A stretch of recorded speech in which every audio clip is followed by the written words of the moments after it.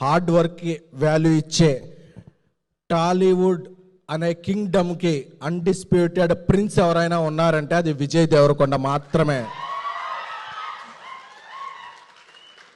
చెప్తున్నా to my fellow rowdies, prince అప్పుడప్పుడు అజ్ఞాతంలో ఉండొచ్చు, కనిపించకపోవచ్చు, అలా ఉండొచ్చు, but prince is a prince.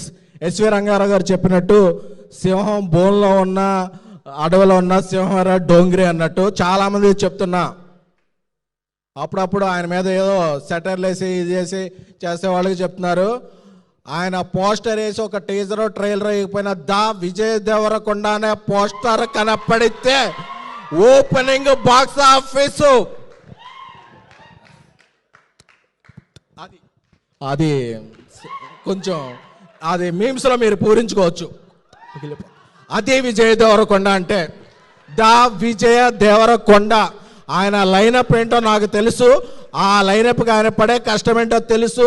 ఒక 6 నెలలు 9 నెలల్లో box office shake shake shake చేస్తాడు. ఎందుకంటే ఒకసారి కొడితే ఫ్లూక్ అంటారు, 2 సార్లు కొడితే ఫేక్ అంటారు, కానీ 3 సార్లు కొట్టి ఇండస్ట్రీ షేక్ చేసిన హీరో ఎవరైనా ఉంటే దట్ ఈస్ విజయ్ దేవరకొండ.